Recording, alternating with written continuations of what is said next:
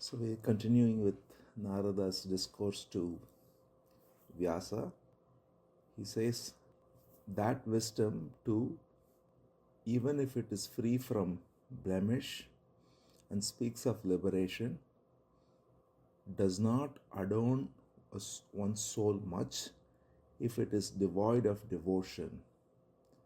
How can then action with an interested motive, which is rooted in sorrow at every stage, and even disinterested action, heighten one's glory? So let's read this verse. He says, Naishkarmyam api achyuta bhava varjitam na shobhate jnanam alam niranjanam kutaf punak shashvad abhadram ishvare nacha arpitam karma yadyapi karanam. So he says, even if one is speaking of the highest truth, if it is without the feeling of devotion, so he says, Achyuta bhava varjitam. Achyuta is the name of the Supreme Being as the infallible Lord.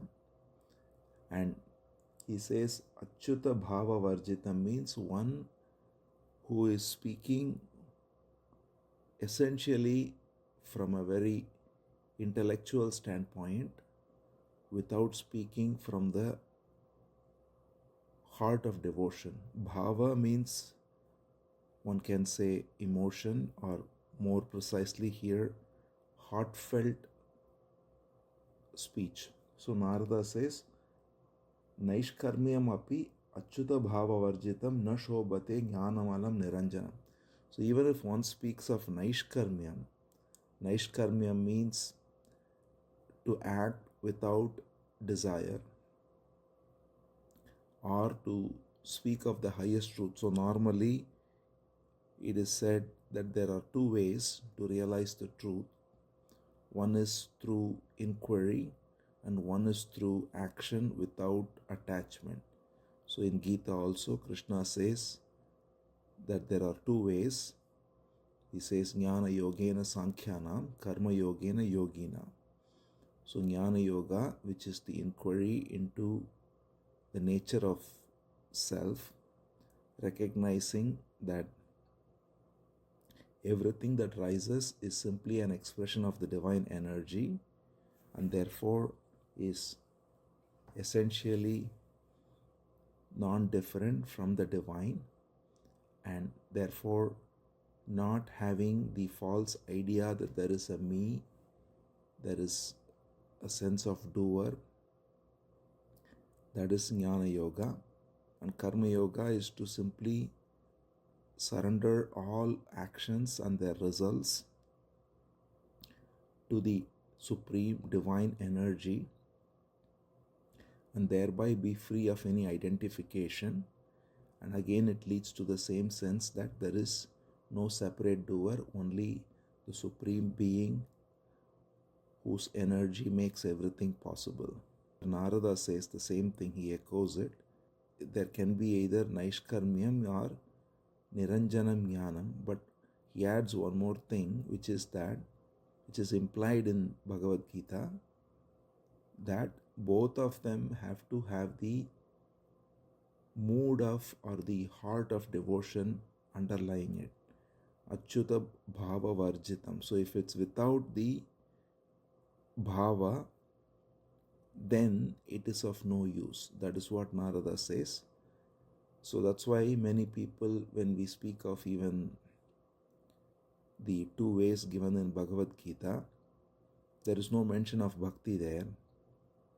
People normally many times say bhakti is a separate path. They say there are three ways: Jnana Yoga, Karma Yoga and Bhakti Yoga.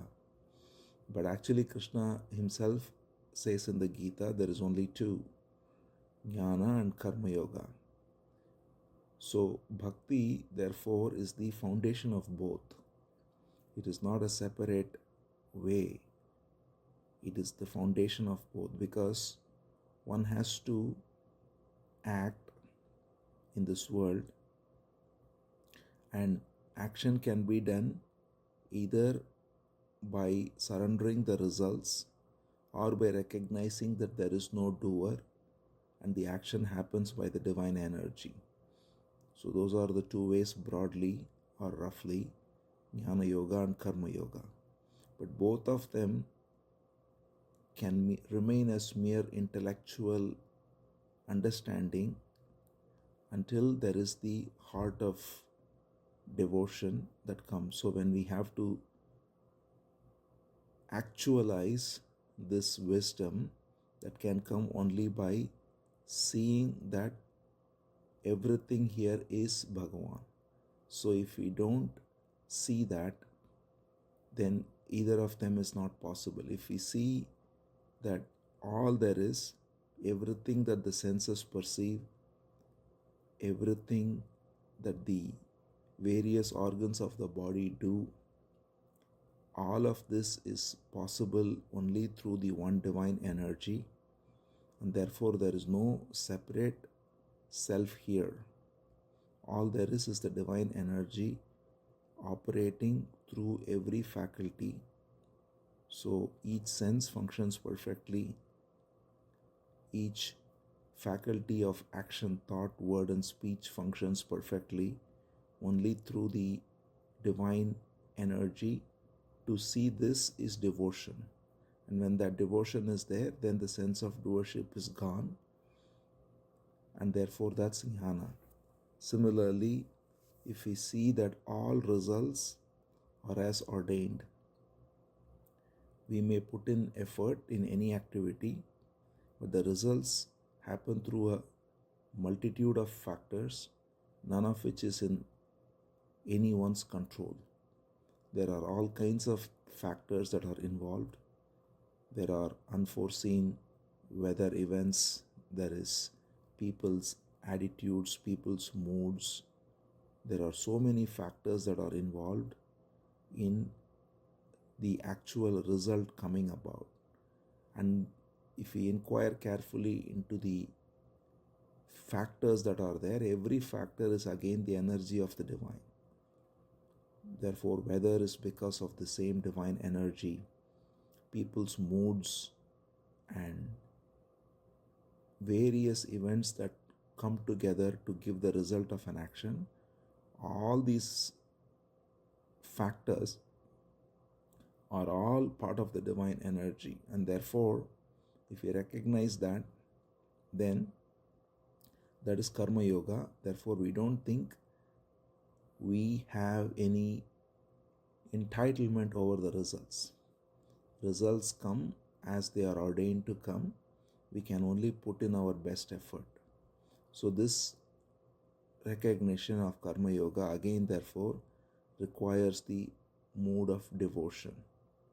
So regardless of whether one speaks of Karma Yoga or Jnana Yoga, if it is spoken purely from an abstract standpoint, then Narada says that doesn't give glory, that doesn't result in freedom, that doesn't give any sweetness or actual taste of freedom.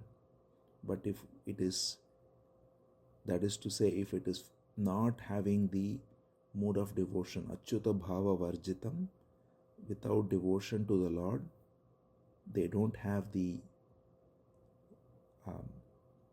sweetness to them.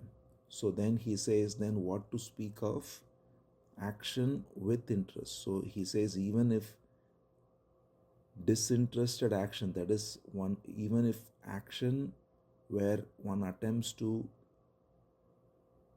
surrender the results, or jnana, which is to inquire, even if they, without the heart of devotion, do not give any sweetness, then what to speak of those who are engaged in action with interest, with desire? Naturally, none of that can give the taste of freedom. Therefore, he says, not only one has to speak of the highest truth, Jnana Yoga and Karma Yoga, but also it has to be soaked in the mood of love, in the heart of devotion in Achyuta Bhava. So when that Bhava is there, then such speech or such teachings become complete, and without that it simply remains mere theory. So that's how he instructs Vyasa, so that Vyasa, when he writes Bhagavatam, it is thereby soaked always in this mood of devotion, which is primary. And in that mood, of course, Bhagavatam has so many discourses on both self-inquiry as well as Karma Yoga, but all of them rooted in the mood of devotion.